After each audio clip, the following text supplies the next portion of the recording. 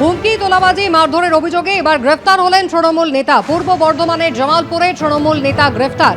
হুমকির অভিযোগ, তোলাবাজির অভিযোগ এবং মারধরের অভিযোগ রয়েছে তৃণমূল নেতা মেহমুদ খানের বিরুদ্ধে। ধৃত মেহমুদ খান জামালপুর পঞ্চায়েত সমিতির পূর্ত কর্মাধ্যক্ষ, যিনি জামালপুর ব্লক তৃণমূলের প্রাক্তন সভাপতি।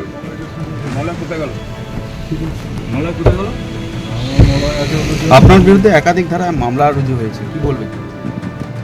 অন্যদিকে মারধর, খুনের হুমকির অভিযোগে গ্রেফতার তৃণমূলের পঞ্চায়েত প্রধান। পুলিশের জালে বাঁকুড়ার ইন্দুপুরের গৌরবাজার পঞ্চায়েতের প্রধান কুতুবুদ্দিন খান। কুতুবুদ্দিনের ছেলে রেজাউল খান ইন্দুপুর ব্লক তৃণমূলের সদ্য প্রাক্তন সভাপতি। কিছুদিন আগে এক বিজেপি নেতাকে মারধরের অভিযোগে রেজাউলকে গ্রেফতার করা হয়। পরে আদালতে তিনি জামিন পান। কুতুবুদ্দিনের ছেলে রেজাউল খান জামিন পেয়ে যান। সম্প্রতি কুতুবুদ্দিন এবং তার ছেলের বিরুদ্ধে মারধরের অভিযোগ দায়ের করেন এক স্থানীয় বাসিন্দা।